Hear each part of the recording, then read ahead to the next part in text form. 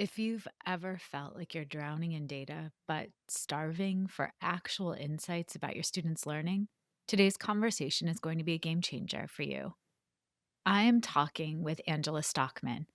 She's worked with over 100 school districts, and she's been studying pedagogical documentation for over 2 decades. Here's what blew me away. Angela taught 5 sections of the same eighth grade class every single day. So she knows exactly what it's like when teaching feels more like performing than learning. But here's the thing that might surprise you. Documentation isn't about those compliance checklists or proving what happened in your classroom.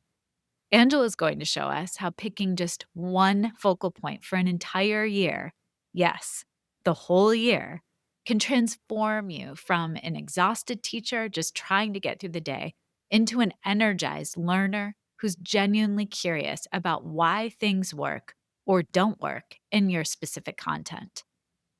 And my favorite insight, Angela says you don't need to be certain about everything to be credible. In fact, saying I don't know and studying alongside your students is where the magic really happens. So, if you're ready to discover how documentation can actually prevent burnout instead of causing it, let's dive in together.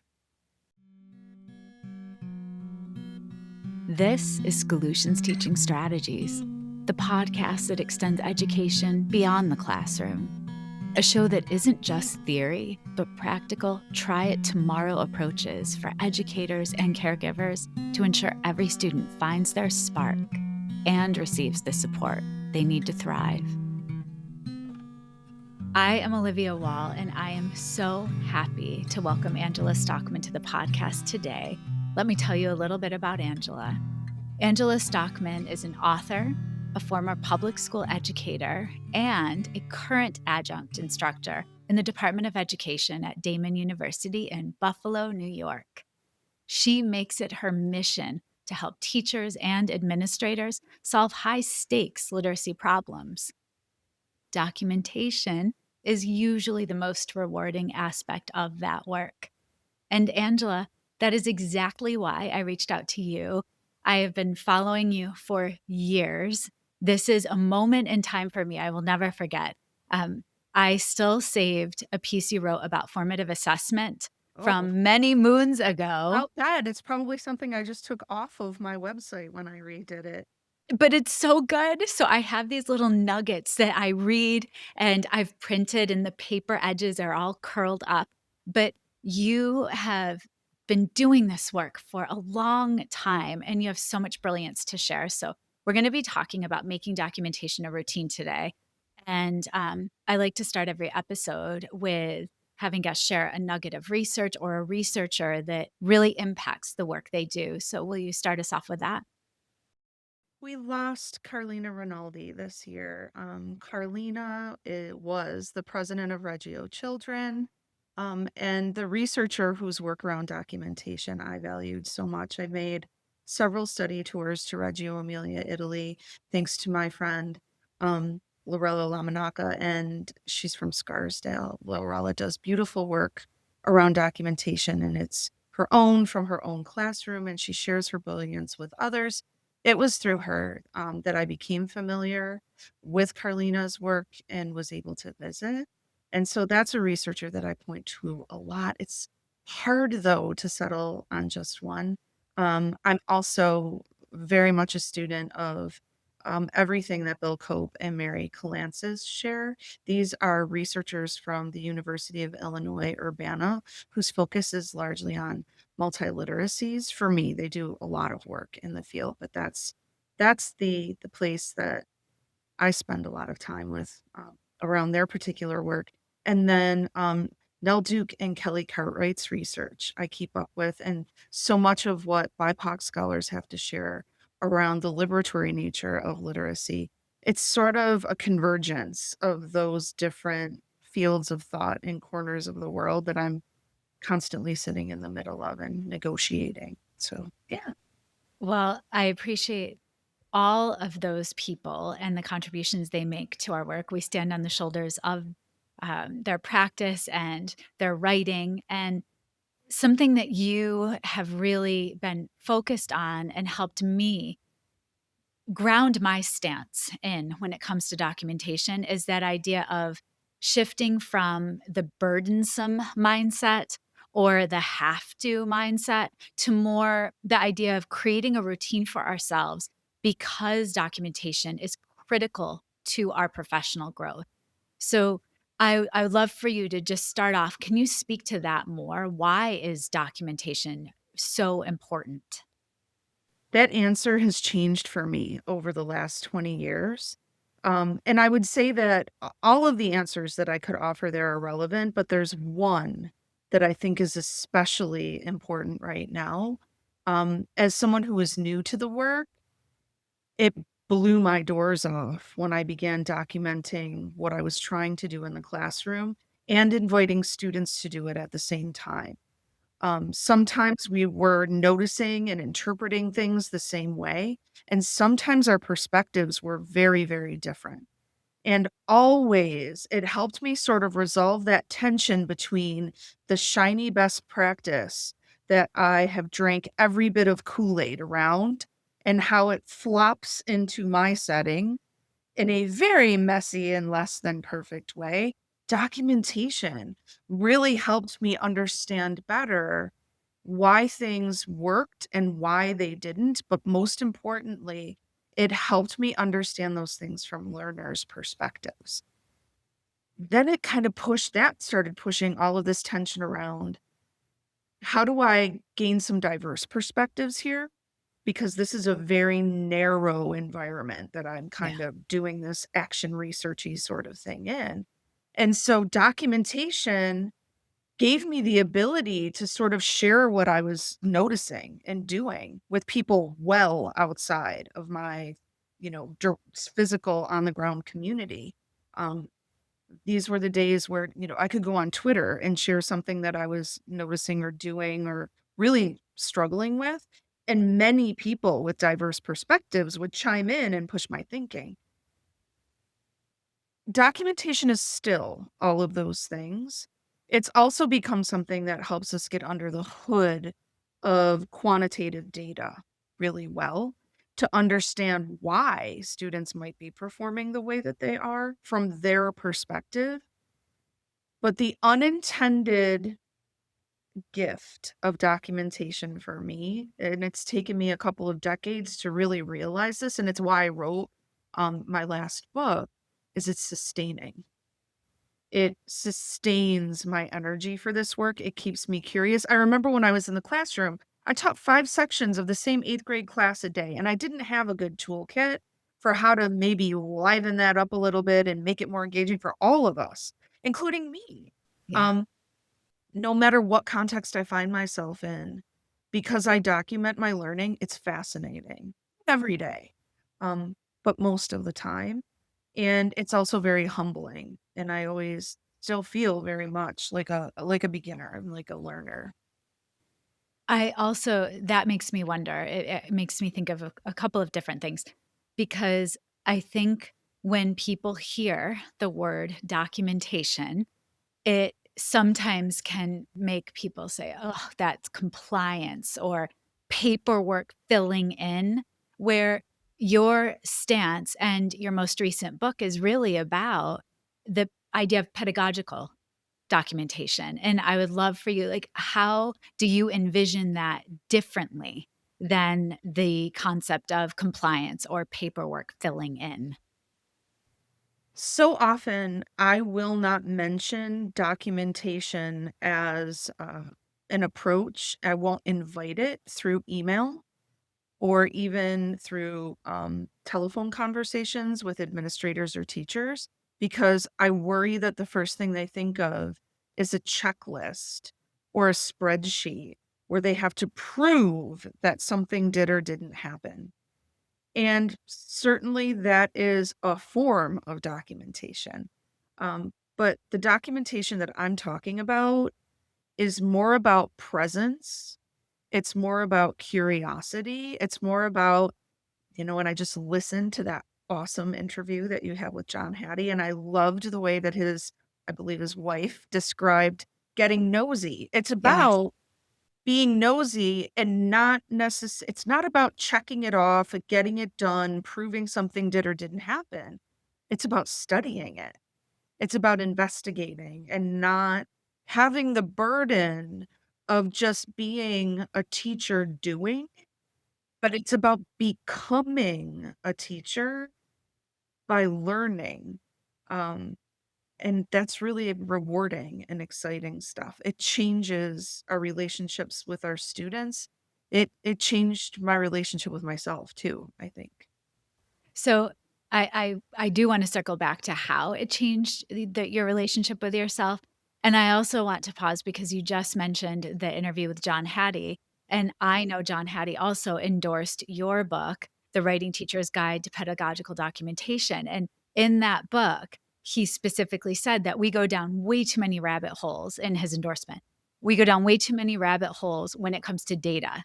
So how does your approach really stray away from that rabbit hole and help us ground ourselves?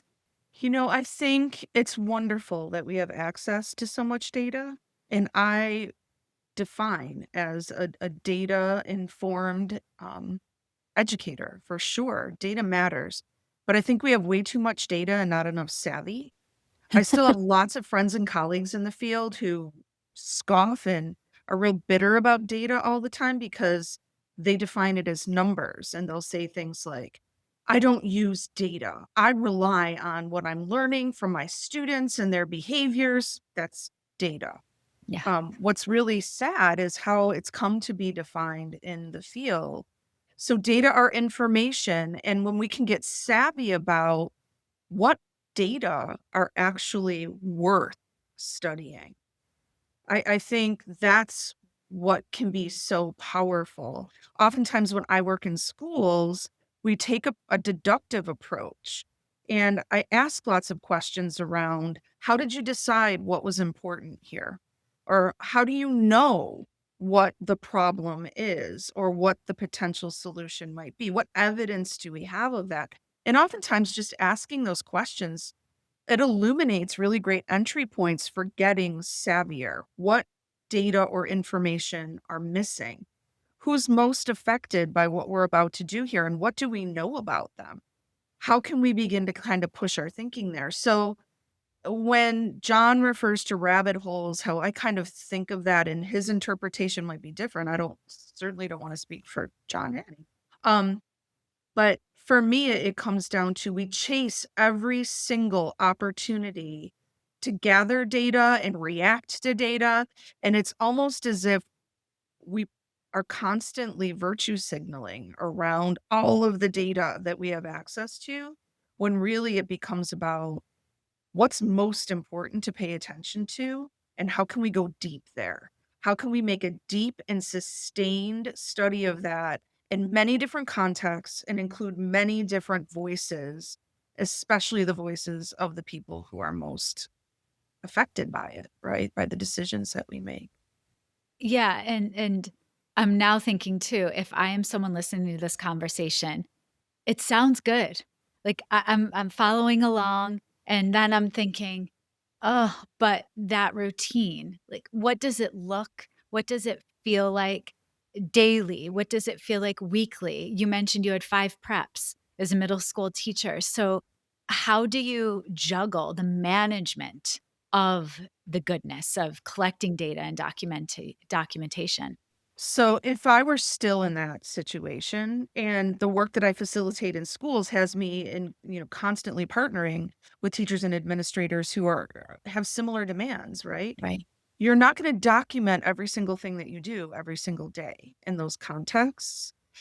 As I said before, the approach is usually a bit more deductive. So we'll begin by really asking ourselves, looking at tasks that might include standardized assessment data, but like 10 years of standardized assessment data and what trends keep coming up over and over and over again.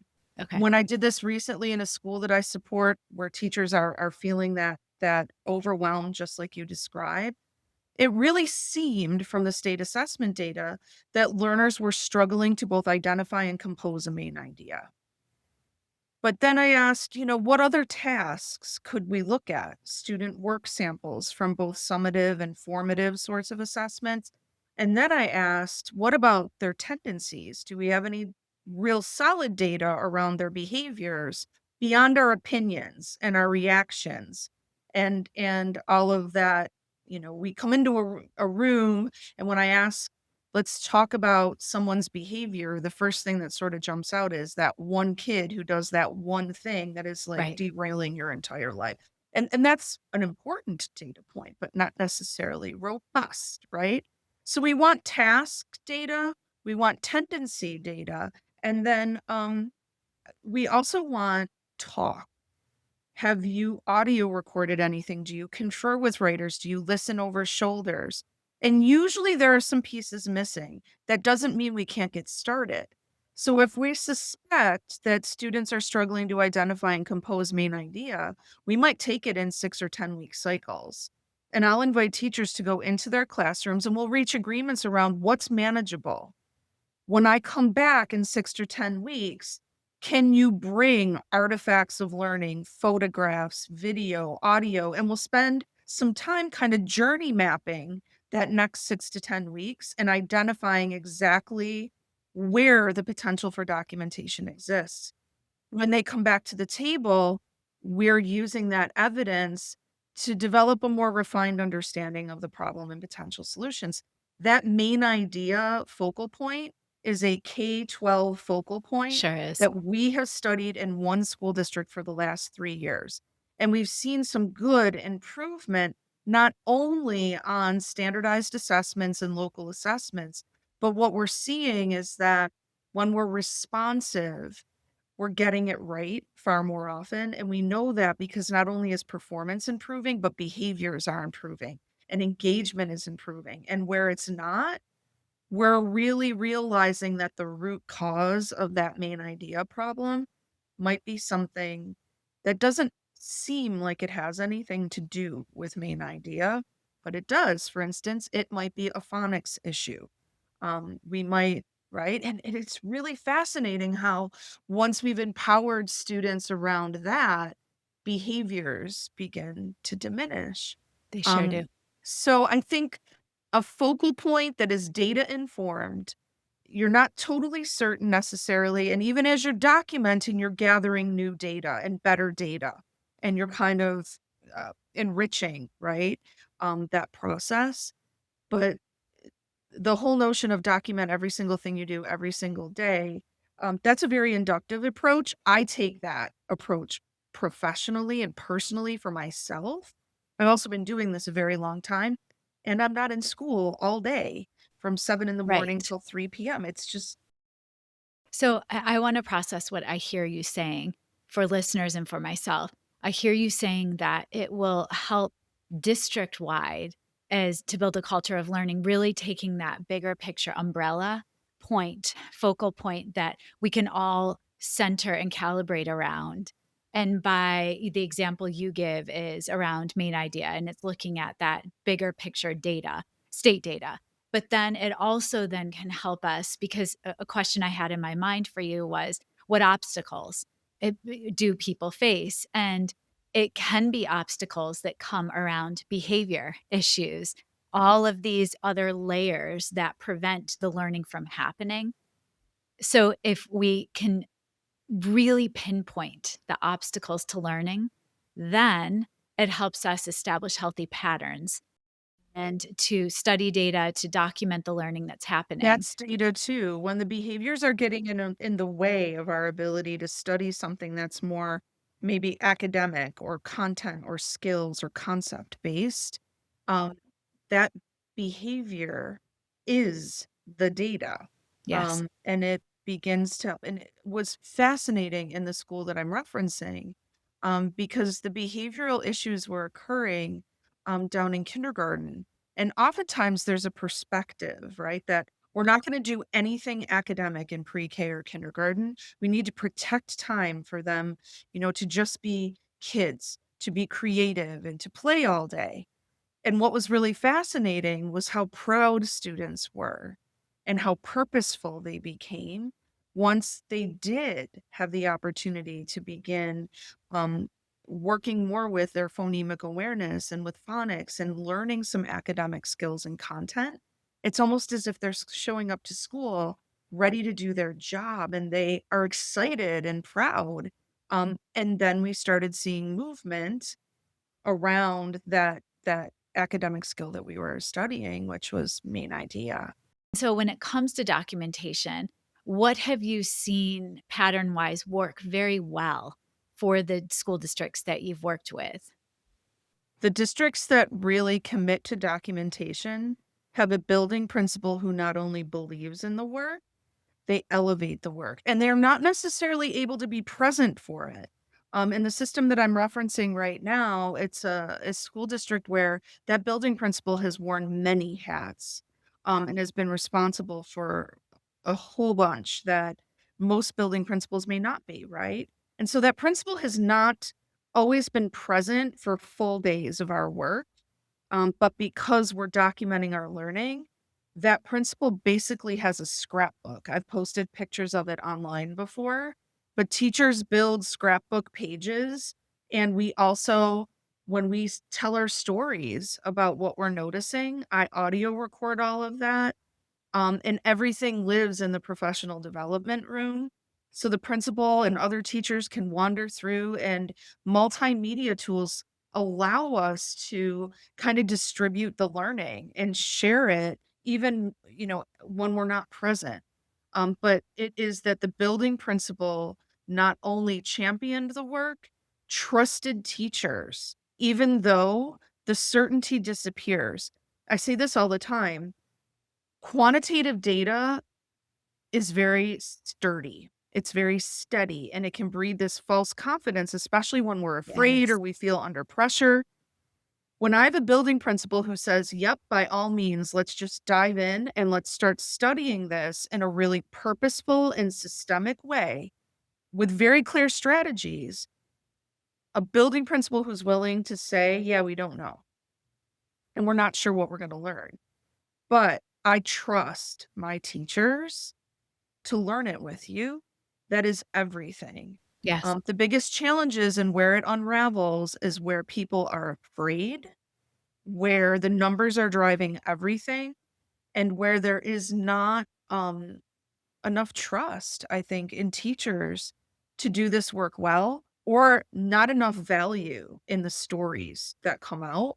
Um, and they always do. Eventually, the skeptics, when we're supported this way to do the work in a sustained way, skeptics always come around because the stories are the solutions. And when we test them in their classrooms, they start to work. And then what I is so important for me as a professional learning facilitator is it's never about me coming in and delivering a solution or doing things to teachers. It's about me honoring them and listening to them and mirroring back to them what they're saying and thinking and doing, and listening to students. And then my relationship with people grows that way as well. The stories are the solutions. So that means then we need to do some documentation of the stories. I've Yes. heard you say that we need or you use audio recordings, which is invaluable. I have loved lately playing around with OneNote because I very much appreciate how you can tuck in the audio recordings, you can tuck in photographs and have different pages for districts or bigger systems. How, when you're working with a district, the nitty gritty of documentation, are you all in a shared Google Doc? How are you navigating that as a team? So it depends on where I am and what tools they prefer to use. I work in many systems where Google Docs is where we're storing a Okay. lot of that documentation. I work in schools that use Unruler, and I use Unruler in my own practice too, which looks a lot like Instagram. And kids can have access to it, parents can have access, I believe. Seesaw, definitely, right? And it's similar, and more for the littles. But um, there are systems that use wider and more open documentation tools where we're all doing that digitally. Um, I love Jess Vance's learning walls, and we've used they're a great spin off of documentation panels, which is the heart of the learning and work that I've done in Reggio Emilia. I use documentation panels. Those are really inspiring to other teachers that are not in the room, and kids love them too. When the teachers start to make their thinking about what they're seeing on that documentation panel visible, and students and colleagues start to realize that they're really assuming a learning posture, not an evaluative posture. That's a game changer. But Google Docs is a go to in many places where I work. I also love Otter.ai, which is a speech to text app. It's AI augmented and it does an excellent job coding audio transcripts. So I can have 40 hours of recorded interviews with teachers. And I know this because it had happened by accident. Usually I will reserve almost the entire month of June and the entire month of like mid-December to mid-January to transcribing and coding the data and transcripts. That does not sound fun. It is not. It is a headache, and Gosh. I've done this every year for years and years and years, and what comes out is really important. It's very Right. meaningful stuff. So, it was just I think it was not last year, maybe 2 years ago. I'd spent a week doing that for a district, Yes. and I'm looking at Otter, and all of a sudden, there's another tab there that I didn't notice before, and I clicked on it, and all of the coding was basically there, and the summary was Come basically there. on. And I had my own to compare it to because I did it not knowing it was very accurate, and I've done that a few more times now. Wow. Um, Okay. and a wonderful thing is this, I give that back to the teachers, and I ask them to tell me if we got it right too. The powerful thing about using tools like that is it checks my biases. You know, we bring an awful lot of confirmation bias. I do individually in my own documentation work. I love to use Otter in the car on the way home. I'll just sort of talk to myself. Or anytime I have a thought or something I'm noticing and I wasn't planning to document, I just record. Um, and Otter will go back through. I will take those transcripts, if I have 40 of them, put them in a single doc, feed Wow. them to AI with permission and consent and names removed. Um, it has been incredibly powerful in that It's amazing. particular way. Yeah, it checks my biases. I think it's one of the silver linings in all of the worries that we have about artificial intelligence. You said earlier that doing this documentation work has helped you learn about yourself. And I would even maybe push to develop your identity and grow. And so you and I have talked about this before that we need to constantly revisit what do we believe to be true as educators, as consultants, as coaches. So can you speak more to that? Let's circle back because you mentioned that earlier. Yeah. How does this work help you develop your own learning journey as well as plan professional learning for others? So I think that as a young teacher, it was really important to me to do things right. And I think perhaps you too came up in a culture where teachers were heavily evaluated. Yes. You had to have an objective, and if you didn't meet it by the end of the class On the period and board. you were being observed, Yeah, it meant there was something wrong with the way that right. you were teaching. And we've all, evolved quite a bit since then. But that baggage remains. And it's always been very important to me to not just be good at what I do, but to belong and to be of use. And documentation helped me realize that people cared more about what I said and people found me more credible when I was willing to wade into complexity, say I don't know, and just study it with them and ask good questions, but more importantly, listen very deeply and just kind of present things back to people and ask clarifying questions. When what documentation has taught me is that if I'm going to be a good learning facilitator, I need to be in partnership and in relationship with the people that I serve.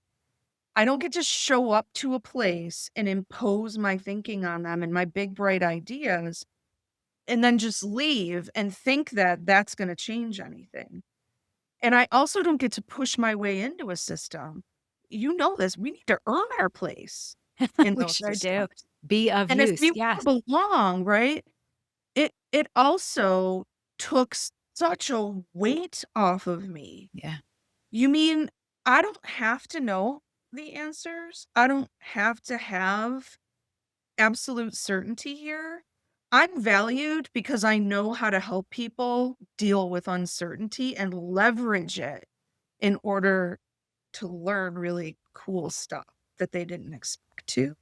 What you're saying resonates so deeply with me because I remember the moment I was traveling all over the States, and there was a moment where I was serving a new school district and I was working with other consultants. And I remember a teacher at the end of my session came up and said, "I've never had someone say they don't know like you did." And I thought, "Oh, I did something wrong." And I realized she actually, because she saw my face, I have a very leaky face, and she paused and said, "No, no, that's not bad." And what I said is, I'm not sure. I'm going to reach out to someone and get back to you. And I think that humbling moment for people to be vulnerable and say, "I don't know." That is not just okay, that's what we want our students to see Yeah, and live. And so I also really appreciate that you're speaking to and uplifting the idea of questions and listening. And I believe, just like you, that when we're listening to the questions people are asking, that tells us it's an indicator of their level of understanding. So when I'm hearing questions come from people, I'm then gauging, where do I go next? And you have to be responsive. And that's what I appreciate about your idea around documentation.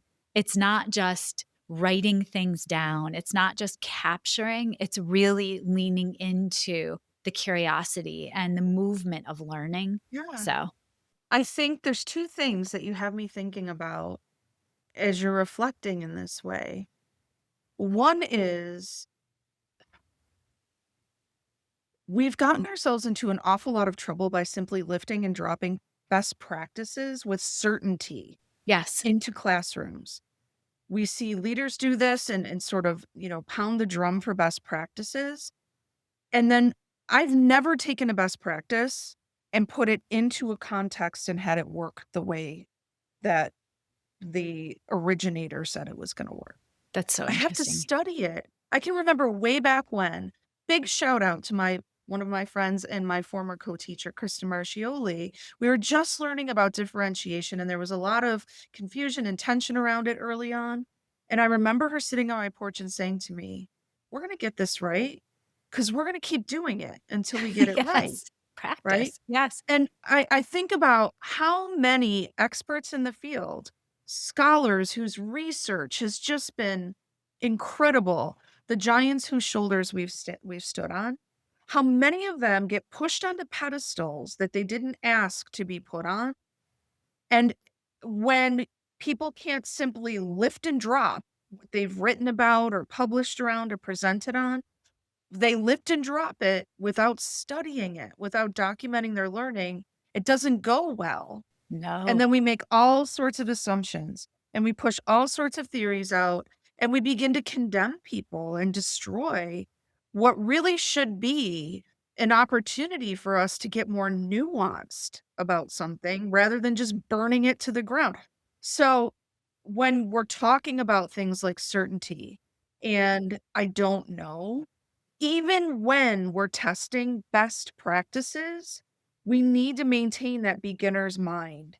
And we need to Yeah. understand that in our context, we don't know. And we won't know unless we're documenting our learning. And as John Hattie says, right? Becoming students of our own teaching and making students our teachers. Yeah. Let's jump to lightning round. Are you ready? Sure. I'm so excited. Okay. So you've spoken to a few apps that I'm thrilled, but what is your best tool for documentation? My best tool for documentation is Otter.ai, and because I've mentioned that already, I'm also going to mention Unruler, the app that I use, and my students use to document their learning as well. Works like Instagram, so there's like an instant facility with it, especially with kids who are a little bit older. Awesome. Those two tools, yeah, they're my favorites. All right. What's the biggest mistake you see people making when it comes to documentation? Thinking that they have to document perfectly in order for it to be meaningful. That if they miss a day or they miss a moment, that the whole thing is just no longer, useful. I always say it's more important to be present with learners than to document the learning in that moment. And you can always, at the end of the day, on the way home, open up a speech to text app and say, "This is the moment I wish I could have caught," right? What piece of advice would you give to someone that says, "I don't have time for this"? Pick one concept or one, focal point and spend this year gathering what you can. The whole Okay. year. The whole year. And so then I'll end, last question. What is the most surprising thing you've learned about yourself through documentation? I think the most surprising thing I've learned about myself through documentation, um, is that I don't have to be certain to be credible. Oh, beautifully said. Beautifully said. And again, that's what we want. We want our students to be curious. We want them to be driven to figure things out Yeah. in this world. I appreciate you so much. I know for a fact people are going to want to get in touch with you to continue this conversation. Hope so. How could they not? I follow you on social. I follow you on Insta specifically more than anywhere else, and LinkedIn as well. So, where would you like people to find you and keep the conversation going? So if you just Google my name, Angela Stockman, you'll get to my website and I just had it overhauled. Thank you, Chris McNutt. Um, so there's some good stuff there, but you can also find me by name on LinkedIn and on Instagram right now as well. And you can email me, stockmanangela@gmail.com. Beautiful. This has been, again, a moment in time for me. And I'm documenting it in my mind, Angela, and in my heart. And I am so excited for this episode to go out into the world because I think it's going to help a lot of practitioners. So, thank you. Olivia, you are so generous to let me come and hang out with you. I was almost didn't sleep last night over Oh, this. I was chatting with my husband about it all day. So thank you so much. I really hope that you boosting this conversation will bring it to people maybe who aren't aware or who are excited but not knowing how to start. So thank you. Incredibly generous of you. absolutely. Take care, friend. Thanks. Schoolutions Teaching Strategies is created, produced, and edited by me, Olivia Wall. Thank you to my older son, Benjamin, who created the music playing in the background. You can follow and listen to Schoolutions wherever you get your podcasts, or subscribe to never miss an episode and watch on YouTube. Thank you to my guest, Angela Stockman, for sharing how documentation can become our compass in the fog of overwhelming data collection. And here's my invitation. Send me an email at schoolutionspodcast@gmail.com and tell me one thing from this conversation that's shifting your thinking. Maybe start this week by picking one concept or skill that keeps showing up as a challenge in your classroom. Don't try to document everything. Just audio record your reflections on the drive home about that one focal point. Do this for 6 weeks and see what patterns emerge. The stories you discover will become your solutions. And don't forget to tune in every Monday for the best research-backed coaching and teaching strategies you can apply right away to better the lives of the children in your care. Stay tuned for my bonus episodes every Friday, where I'll reflect and share connections to what I learned from the guests that week. See you then.